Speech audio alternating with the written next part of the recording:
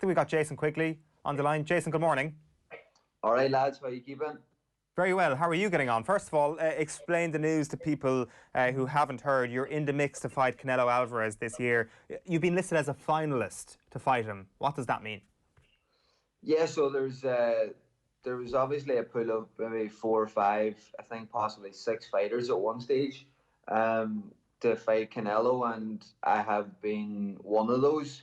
And now I think it's cut down to about 2 or 3 fighters that are possibly shortlisted now to fight Canelo, and I have been offered the fight. I've been asked would I take the fight, and I said yes, of course I would. And we're just waiting to hear back now on confirmation and things like that. There, so fingers crossed the fight can get made, and we can get in there and mix it up with Canelo Alvarez. Saying that you are waiting on confirmation makes it sound like you're the front runner here.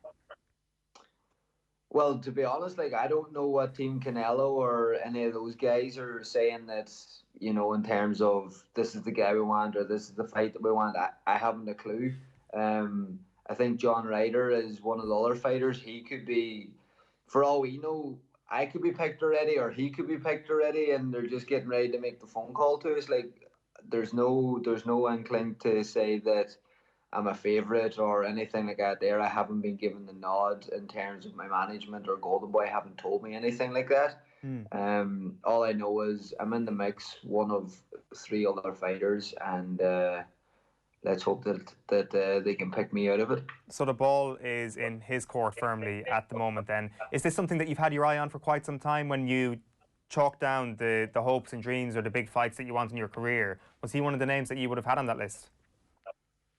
Yeah, without a doubt. Canelo has been the face of boxing his last few years, and he's in my weight category. And to get in there and to mix it up with the best in the world, like that is like if I had the opportunity to fight a Demetrius Andrade or a few of the other world champions in or around those divisions, I would decline all those fights to fight Canelo because I want to get in there and I want to test myself and see how good Canelo really is as well, because he is the main man in boxing right now, not only in the middleweight, super middleweight division. He is the main man in boxing right now.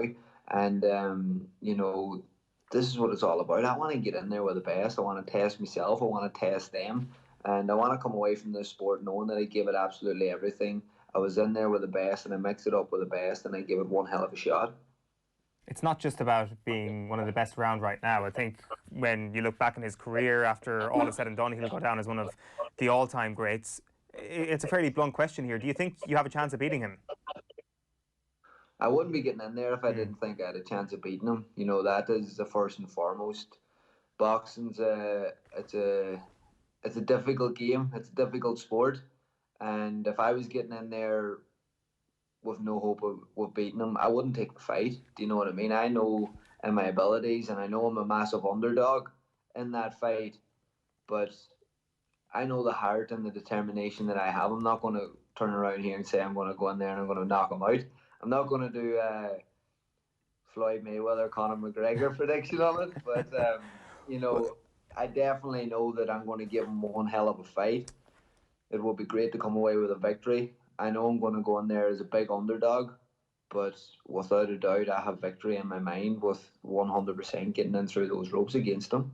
You're not going to go full Floyd Mayweather, but if you had to send a message to Canelo, what would it be? You're going to get the fists of fury from the hills of Donegal. 110%. I'm going to give him absolutely everything I have. And if he's good and man enough and able to take everything that I've got, then well and good. And likewise, in his case, I want to take everything that he's got. I want to get in there. I want to test myself. I want to test him. And there's going to be a stage in that fight, if it happens, that, you might need to just get in there and trade leather with him. Like, and against Canelo, I've been watching a few of his fights, and you watch the fight against Canelo and Lara. Lara boxed beautifully in that fight. I thought pick Canelo apart majority of that fight. Box very clever, very smart, and that would be a similar type of a game plan that I'm going in against. Canelo if the fight happens, because you seen Amir Khan too when he fought him. I think it was the fifth or sixth round he got knocked out. But up until that, Canelo couldn't really deal with the speed, the movement, the boxing, and everything that Khan, Lara, and also Mayweather brought to the table against him. So that is obviously a game plan of mine. But there's going to be stages in the fight where you're going to have to earn your respect against Canelo. You're going to have to knuckle down. You're going to have to let shots go on him, and you're going to have to hit him and hurt him and earn his respect and make him stop just walking forward, coming forward at you. And I think that that's what a lot of fighters do against Canelo.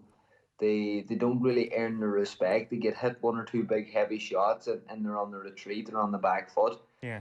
Like, I haven't felt his power yet. I don't know what kind of I'm not speaking bad on any other fighter that has fought him, because he is meant to be a very powerful, very strong fighter. But I know for a fact that no matter what he hits me with, that I'm going to stand there. I'm going to earn his respect as well. If I can't stop him coming forward, I'm going to meet him head on. I'm going to hit him as hard as I can to make sure I earn that respect and then get back to my game plan. For sure. I'm very keen to hear your take on Canelo and kind of his image publicly outside of boxing circles, because there's been a lot of controversy around Canelo Alvarez. Let's not skirt around this fact, Jason. I mean, he was banned for 6 months for testing positive for clenbuterol. It is one of the sports where doping can be the most dangerous thing to do. He claims it was accidental, it was contaminated meat, and that's what he's put out there. But he has still served a ban.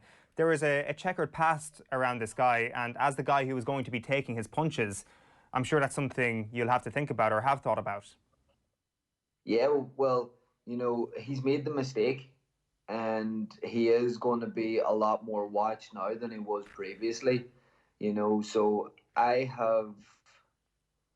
can't say that I have 100% faith in the doping in boxing right now, but I do believe that at that type of a level of a fight, and with Canelo's past, that they will make sure that the right tests are made. And in the contracts of the fight, if it comes to this stage, I will make sure that both us fighters will be tested right up from the very start of training camp up until even a few days after the fight, because this is a very dangerous sport that we're in, and to be doing stuff and to be taking enhancers and stuff like that there, it's shocking in this sport, you know what I mean? Because it's dangerous enough without that kind of an advantage and without those kind of performance enhancing drugs and different things like that there. So, I will make sure if it comes to the point that we come to contracts that both fighters will be tested from the very beginning of training camp right up until a day or two after the fight.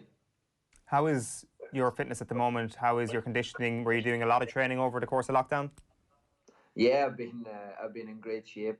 I've been slated by a certain promoter that because I didn't take the Jack Cullen fight, that I can't keep myself in shape over lockdown and things like that. But there's always a bit unfair to say that, wasn't it? What's that? It was a bit unfair to say that about you. Yeah, I thought it was very unprofessional of Eddie, to come out and say that, because he's not my promoter. He's nothing to do with me, and for him to come out and say that, like, my promoters know me. I have never missed weight in my life. I'm always in shape. I've taken fights on a week's notice before. For him to come out, I was a little bit taken back by that from Eddie, because it was very unprofessional by him, the way that he came out and said it, because anybody that does know me, and that's why it didn't take light or fire up too much, because everyone was like, right away, this isn't what Jason does. There must be something bigger lined up. And for Eddie not to understand that, I thought it was a little bit slack on his behalf. He knows this boxing game more than anyone, that there's always stuff changing in the background. And I had to bite my tongue and I had to stay quiet for a while, because I knew there was bigger things on the horizon. Yeah, it's never great, I'd imagine, to have your professionalism questioned, because that's essentially what it was. Yeah, 100%, you know what I mean? But I'm that confident in my own professionalism and in what I do that, yes, it got to me when I heard it, but, I just brushed it off then after that, because, look, I know I'm going to come in shape. I know I'm going to come ready. I know I'm going to make weight, everything like that there. And once the word comes out then that there was a possible fight, against Canelo, then Eddie would be like, maybe I shouldn't have said that, you know. Just a last one to you before we let you go, Jason. This could be the biggest ginger versus ginger event in the history of mankind. I mean, I am not ginger. Oh, right, okay. This is like. Let's get this right. I'm There's no not need to ginger. deny it. There's a few photos that whenever the light's shining on me, it might look like I'm a little bit ginger, but I'm not ginger. And I know there's a lad that's going to give me serious slack now for that. There's no need to completely move yourself away from our community, Jason, but it's okay. I mean, facts are facts. Listen, best of luck with the next couple of weeks. Hopefully the fight gets made, and hopefully we'll be chatting to you about putting pen to paper on that deal. Jason Quigley, thanks a million for taking the call. 100%. Thanks very much, lads. Appreciate it.